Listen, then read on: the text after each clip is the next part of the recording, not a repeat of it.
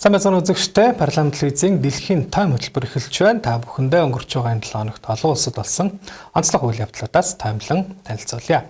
За эхний онцлог байгаа үйл явдал бол Америкийн нэгдсэн улс, Оросын холбооны улс болон Украины ээлжит инхийн гурван талт арай харилцааг онцолж байна. За энэ 7 хоногийн ихээр энэхүү уулзалт хэлэлцээ энэ 7 хоногийн лавг пүрэв гаригуудад зохион байгуулагдана гэдгийг бол их сурвалжууд мэдээлсэн. За өмнөх гурван талт уулзалт яриа хэлэлцээ Арабын нэгдсэн Эмират улсын Абу Даби хотно 1-р сарын сүүлээр бол зохиогдсон байгаа. За тэгвэл зохион байгуулагч улсын зүгээс бол дахин өөрийн улсад зохион байгуулад байна.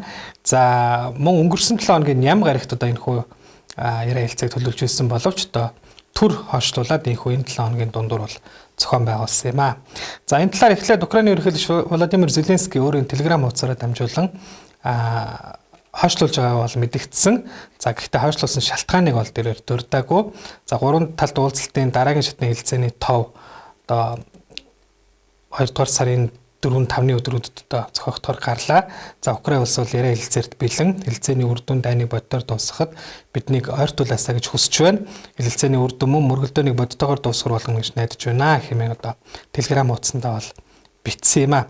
За өмнөх тэрхүү 1-р сарын 20 хэднэр явагдсан 2 өдөр явагдсан яриа хэлэлцээний үеэр бол эзлэгдсэн газар нутгийн асуудлаар тодорхой тохиролцоонд бол хүрч чадалгүй өндөрлсөн гэж бол мэдэгдэж байсан.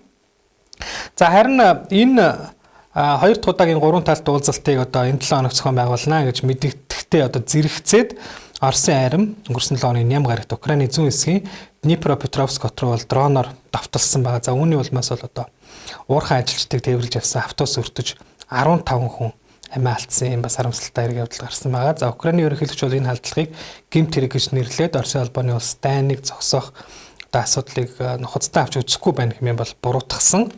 За дээрэс нь мөн цагаагаар огцон хүүтэрч байгаа эдгээр өдрүүдэд Украины хотуудад цохилт өгөхгүй гэж Оросын холбооны улс Америкийн нэгдсэн улсын ерөнхийлөгч Дональд Трампын хүсэлтээр 7 хоног бол цохилт өгөхгүй гэж амласан боловч халдлага цохилт бол бас ийхүү үргэлжилсэн юм а.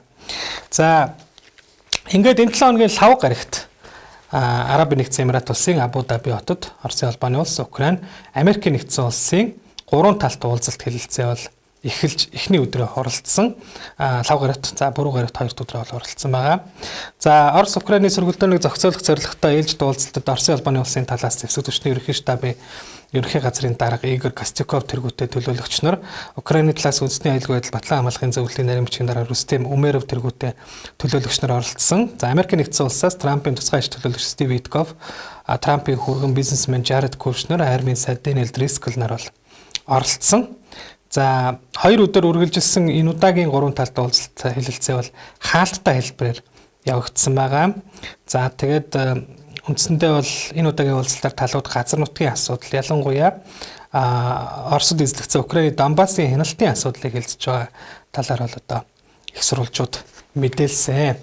За ингээд 3 талт шин шатны яриа хэлэлцээ 5-ны өдөр бол 2 өдөр үргэлжилснээс өндөрлсөн байгаа.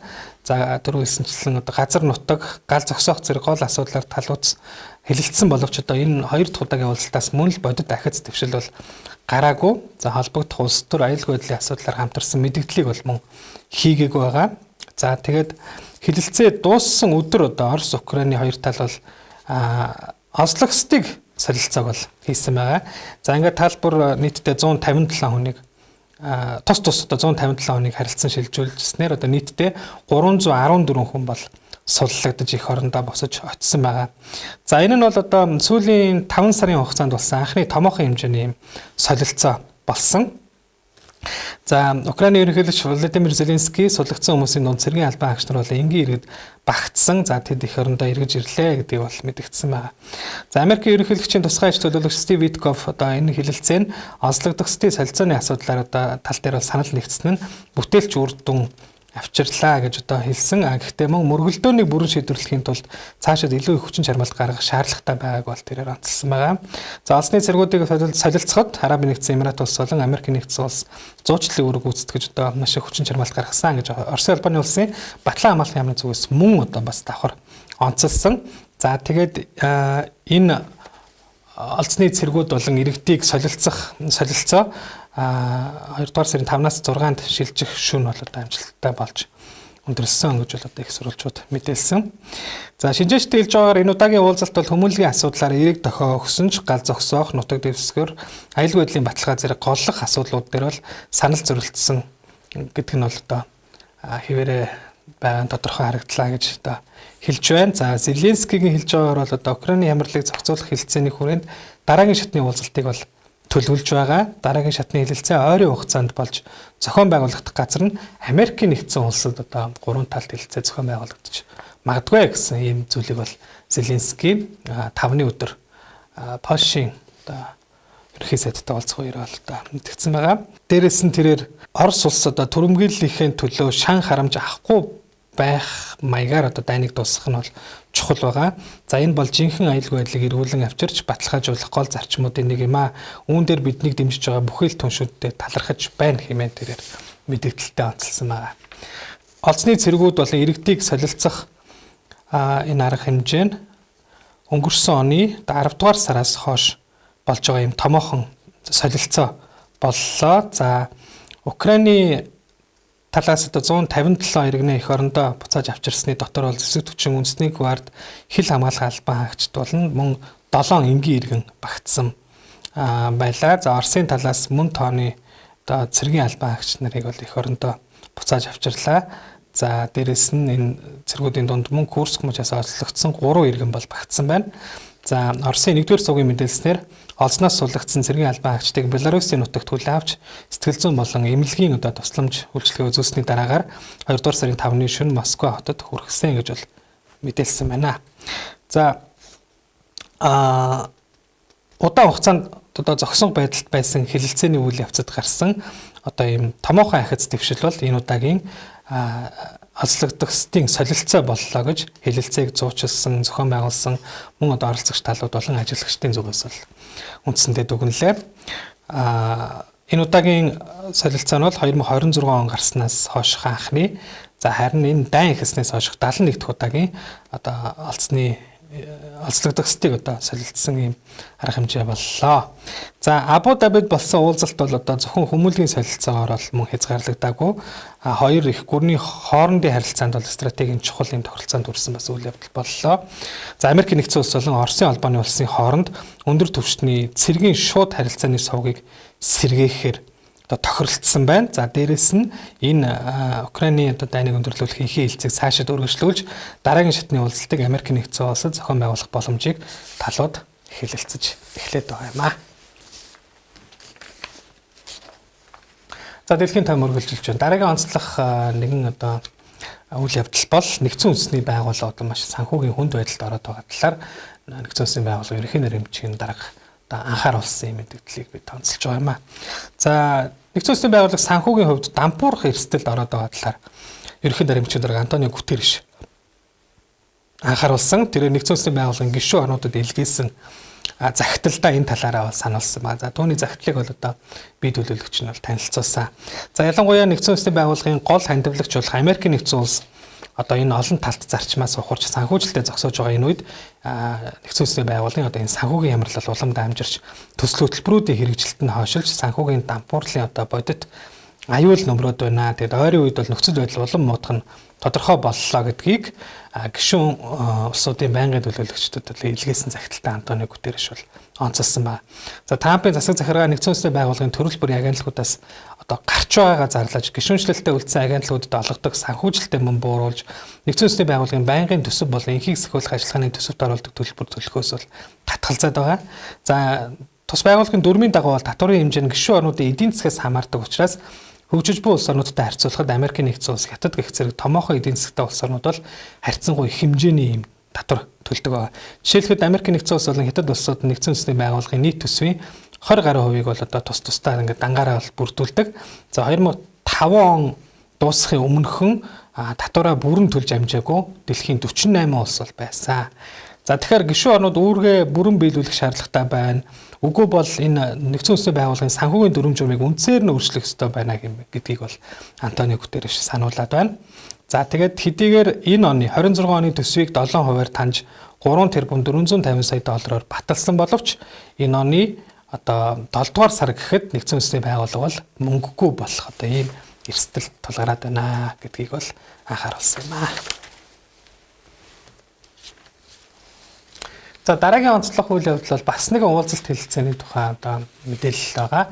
За энэ уулзалт хэлэлцээ бол өнөөдөр явагдах тухай одоо ийм мэдээллүүд бол цацагцсан. За Америк нэгдсэн улс Ираны төлөөлөгч нар одоо Баасан гарагт Туркийн Стамбул хотноо уулзаж за Tehran-ы цөмийн одоо хөтөлбөрийн асуудлаар хэлэлцээг дахин эхлүүлэх одоо энэ асуудлыг бол хэлэлцэнэ гэдгийг талууд албаны их сурвалжууд бол мэдээлээд байгаа. За цөмийн асуудлаар Америк нэгдсэн улстай хэлэлцээ эхлүүлэх үүргийг Ираны ерөнхийлөгч Масуд Пезешкиан өгсөн талаар бол Ираны Фарс агентлаг мэдээлсэн. За хэлэлцээнд Ираны талаас тусалсан гадаад иргэн сайд Аббас Аракчи, Америк нэгдсэн улсын талаас ерөнхийлөгч Дональд Трампын тусгай эрхчлөлч Стив Виткоф одоо оролцсон. За мөн Сауди Араби, Египет, Катар, Араб нэгдсэн Эмиратын төлөөлөгч нар уулзалтад оролцсон гэж их сурвалжууд бол мэдээлсэн байгаа. За Америк нэгдсэн улсын байлдааны хөлөг онгоцууд Иранд ойртон ирж за хэрвээ тохиролцоонд хүрэхгүй тохиолдолд одоо таагүй зүйлс тохиолдож магадгүй гэж Дональд Трамп анхааруулсаар байгаа. Одоо энэ үед бол талууд хэлцээгээ сэргээхээр ийхүү тохиролцоод байгаа. За Ираны гадаад хэргийн сайд энэ сарын ихээр Америкийн CNN телевизэд өгсөн ярилцлагада Америк нэгдсэн улс бидний итгэлийг алдсан ч бүс нутгийн нөхөрсөг улсуудын дэмжлэгээр энэ уулзалт хэлэлцээ одоо болох болно гэж бол тэрээр хэлсэн.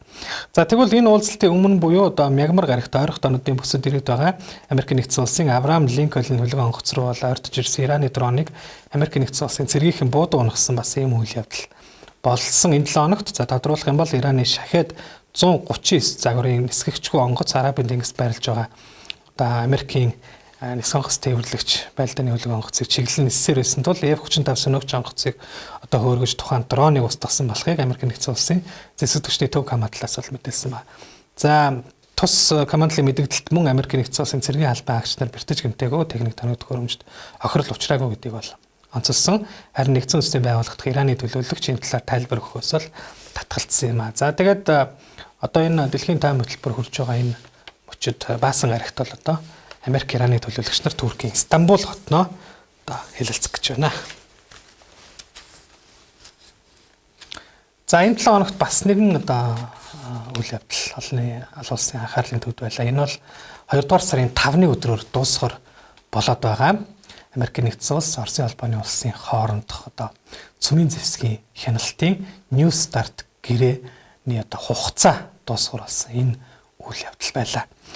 За хоёр улсын хооронд одоо 2010 онд байгуулж байсан New Start гэрээний хугацаа бол пүрэв гарагт инхүү дуусгар болсон. За албан ёсны нэршлэн стратегийн давталгооны зэвсгийг цаашид бууруулах хязгаарлах арга хэмжээ хэмээх одоо нэртэй уг гэрээнд тухайн үеийн хоёр улсын төрийн тэргүүд болох Барак Обама, Дмитрий Медведев нар одоо 2010 оны 4-р сарын 8-нд Чехийн нийслэл Праг хотод гарын үсэг зураг байгуулж ирсэн байгаа. За тэгээд талууд сойрхон баталсны дараагаар 2011 оны 2-р сарын 5-нд бол хүчин төгөлдөр үйлчилж эхэлж байсан. За тэгээд 10 жилийн дараагаар одоо нэг удаа сунгах боломжтой байдаг. Түүнийг ч гэсэн одоо сунгасан энэ сонголтын хугацаа нь бол ингээд дуусч байгаа. Өөрөөр хэлбэл 2011 оноос 2021 оны хүртэл одоо 10 жил үйлчлээд түүний дараас 5 жил сунгаад 26 онд ихүү гэрээ дуусгар болоод байна.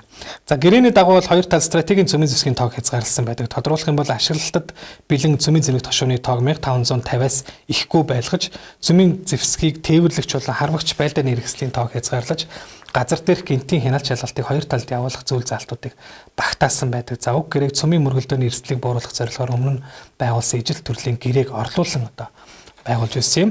За New Start гэрээний одоо журмын дагуу 2021 онд нэг удаа сонгосон. За өнгөрсөн оны сүүлээр Оросын албаны улсын ерөнхийлөгч Владимир Путин гэрээг дахин нэг удаа сонгох тухай алтан бус байдлаар тохиролцохыг бол одоо Америкийн талд санал болгосон ч Америк нэгдсэн улсын ерөнхийлөгч Дональд Трамп одоо хүртэл энэ саналд хариу өгөөгүй байсан бол тэрээр пүрэв гарагт яг энэ гэрээ дуусгах болсны дараагаар бол одоо уг гэрээг бол дахид сонгохгүй гэсэн мэдээллийг бол хийсэн байгаа. За энэ талаар цагаан ордны хэвлэлийн төлөөлөгч Caroline Leavitt бол одоо албан ёсоор мэдэгдсэн.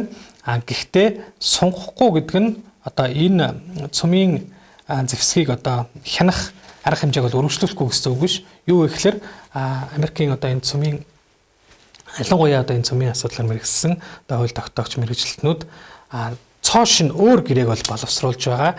За ингээд өөр гэрээг бол Оросын албаны улстай бол байгуулна гэсэн ийм зүйлийг бол Caroline Leavitt хэлсэн. Трамп ч гэсэн одоо ийм шин гэрээг одоо боловсруулж байгаа гэдгээ бол мэдэгдсэн. Одоо өөрийн байр суурийг бол их илэрхийлсэн юм аа.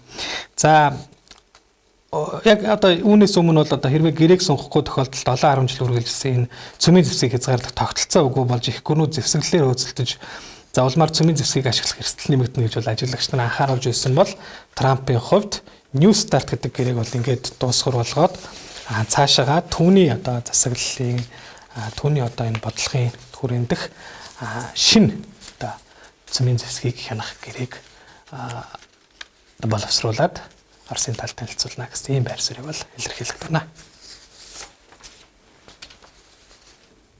За ингээд дэлхийн тоймын төгсгөл өнөөдөр нээлттэй хийх Милан Кортина 2026 өвлийн олимпийн наадмын талаарх мэдээллийг та бүхэндээ хүргэе.